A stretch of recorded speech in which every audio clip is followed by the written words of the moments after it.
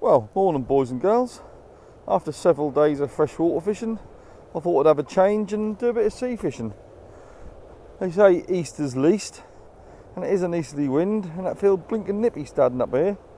But I thought I'd give it a go for a few hours. Why not? Something a bit different. I think they're only be getting a few little dabs, and that's all you can expect this time of year now.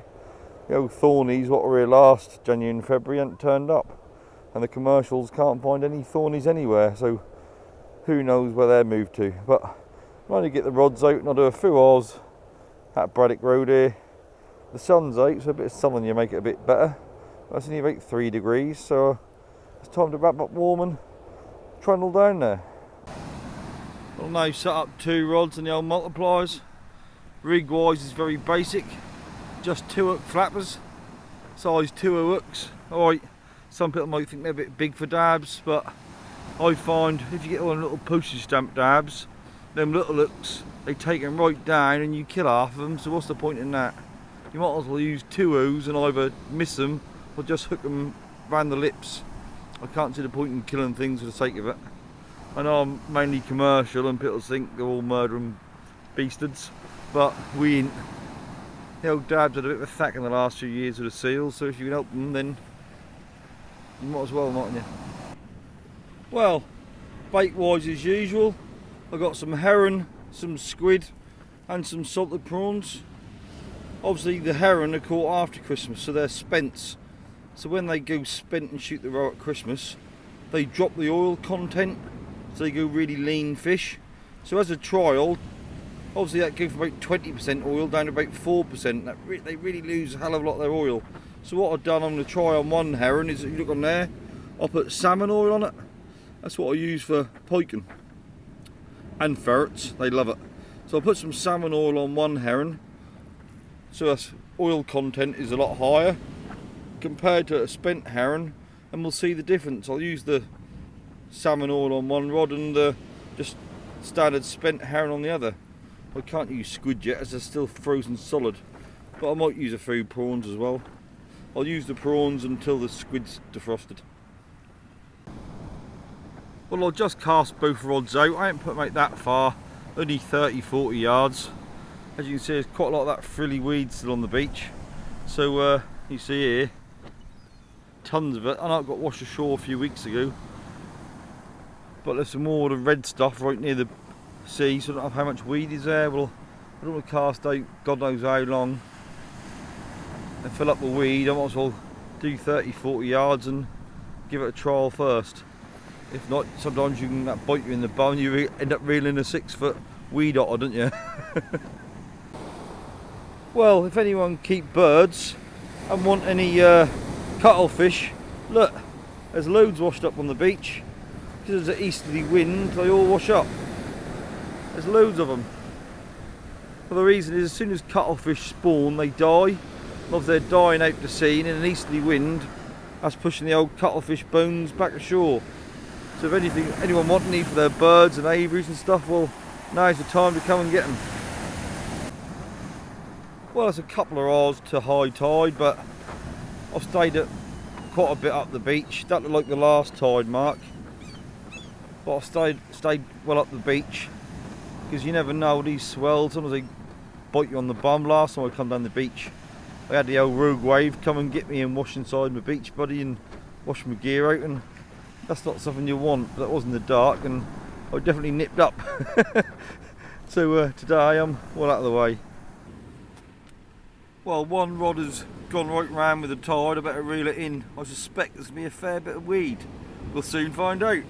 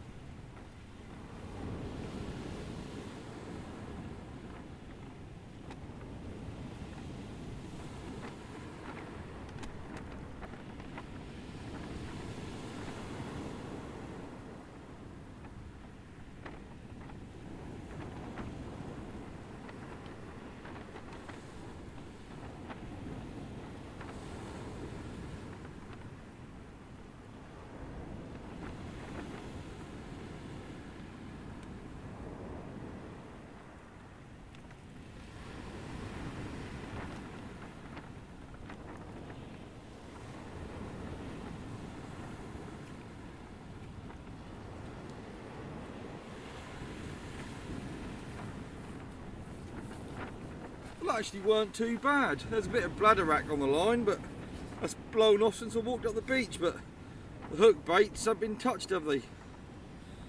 Neither of them have been touched, so it ain't looking very good. Well, I'll get this rebaited and get it back out there. Well, that didn't look very promising, did it? The baits were untouched. That's life though. I've got to admit, I always think the ebb fish better here. I always find it Case and Yarmouth, the ebb always fish better. I don't know why. Some people prefer the flood, but I don't. I've always found the ebb a lot better. But that is an easterly wind, so I'm not expecting a lot. As I say, east is least. I don't know if it's always referred to because you can't cast so far, or because normally an easterly wind has high pressure. Either. But there you go. I'm sure just saw a fish jump out of the water then. Only a little one. Hopefully after this blow, the old herring will turn up en masse now. They normally turn up at the end of February, middle of March. Get tons and tons of spents knee deep. We need to. That's been the poorest autumn I've ever known. Well, it's time to reel the other rod in for the first time. Let's see that go. Let's say it was a little dab on the end.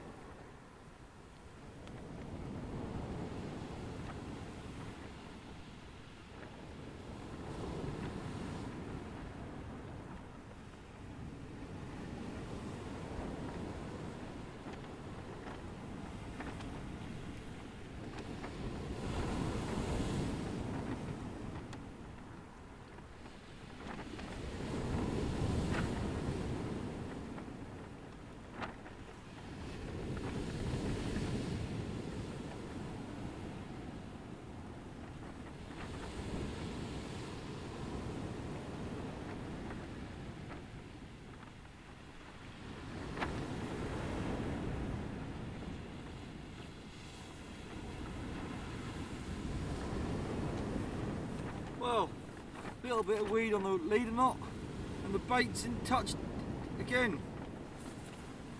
There doesn't look a lot there, do there? Bait's in touch at all. Bit of weed, but still nice to sit down in the sun, and it could be a lot worse. Well, as there weren't nothing on either rod, what I just done, I just put that rod a little bit further. There weren't no fish, but there weren't a lot of weed either. So just whack that rod about 60-70 yards out, just a little bit further, see what to do. Sometimes you find fish further out, but usually in here, the last year or two, all the fish have been tight. They've all been 20 to 40 yards out. I think it's where all the shrimp are. If the feed's in the beach, they're going to be in the beach, aren't they? But we can but try, that's all we can do in it. Well, there is one perk to fishing down here in a bitterly cold easterly wind. There aren't many dog walkers. Not that most dog walkers are a problem, but we all know one or two of them, let's just say, don't control their animals very well. So you've got to fight the little buggers off your bait. Here's one perk of a cold day. In the sun it ain't too bad. I don't know if you probably can't see it. I can see my lines in the water with weeds starting to come up a little bit. There ain't too much, but just a little. Hopefully most of that will just flick off when I reel in. Well, the other rod only cast 20 yards that time, so let's reel it in and see if we get anything. Fingers crossed and all that.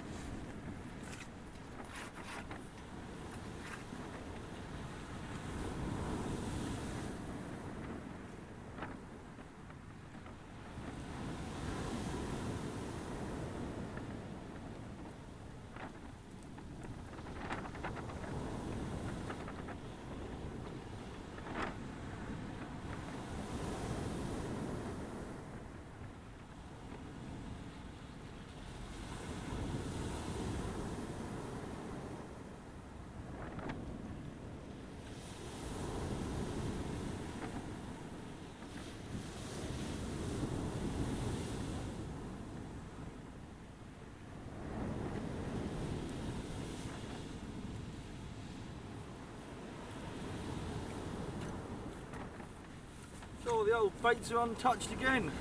That's not looking good. all they've done is basically slid down the hook.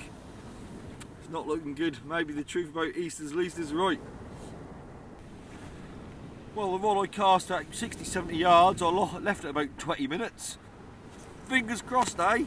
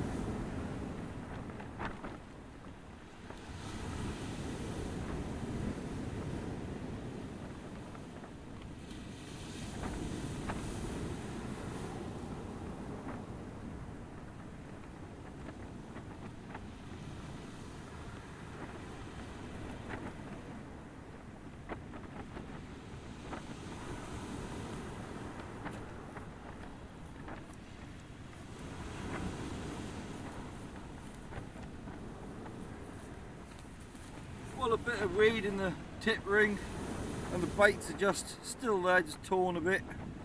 The bottom one doesn't look too bad. There just isn't no bloody fish here, is there?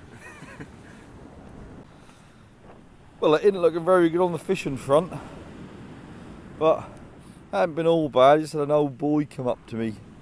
Oh, I know he cuts on his yarn to us when we go fishing and come back. But he was telling me about he hadn't been freshwater fishing in about 10-12 weeks. And he was telling me stories about where he went fishing up Haddiscoe or somewhere, and he had a lovely little 8-metre whip, and he put a bit of bread crust on it, flicked it out, laid it down for a second, and next minute, whoosh! Obviously a carp or someone picked it out and pulled it out in the lake at rate of knots. So he thought, oh bugger. He said, that's a lovely little whip. So then he made up another rod, cast a rod out, and you wouldn't believe it, 2 minutes later, poof, that flew out into the drink and he lost that as well. I said, you're doing something wrong here, mate. At least one pole, or one whip and one rod in about 10 minutes. He said that weren't all bad. He cast out with his other rod and managed to get the rod and reel back again. Soon he lost one whip. But he said he had bait runners, so I don't know what was going on there. But yeah, mate, that tickled me anyway.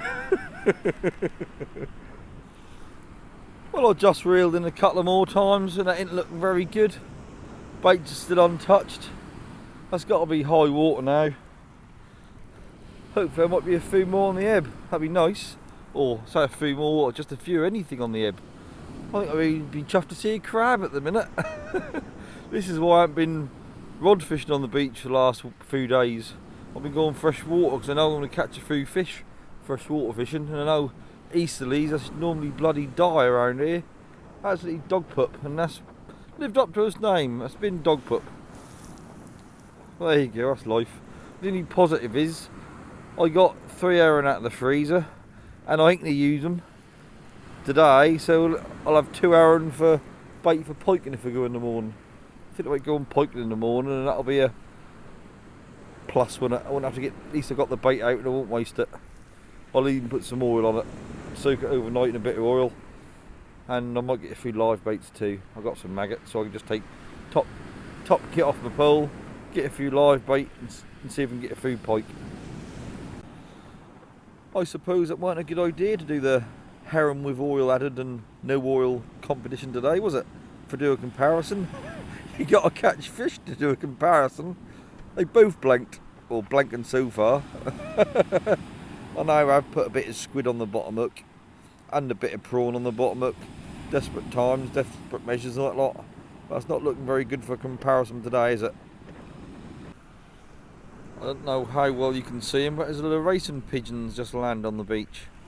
Obviously they're after grit for the old gizzards. They eat the small bits of grit. So obviously when it get in their gizzard, and when they eat the seeds, that act like a grinder, and the stones grind up the seeds. That's funny how they go right next to the shoreline, not further up the beach. That must be, they must be after the salt as well, because that's the only thing what's right down there, the salt and the grit. because obviously the grit is salty down there, but the grit up the beach is dry, so there's no salt in it. But yeah, they're right next to the sea, as close as they can get, picking up the bits of grit. Funny how animals know, don't they? You've got to eat grit and obviously getting some salts and minerals out of the water. Well, I've had another couple of reel-ins and that's all exactly the same. Bait's hardly touched. I've been putting a mixture of the straight herring with salmon oil on it, squid and prawns, and there's been nothing. The baits have been barely touched. But there you go. You can't have it all, can you? I don't think east is best. They say east is least. I think they're spot on. I thought I'd just come down, it was a change, but I should have gone freshwater fishing.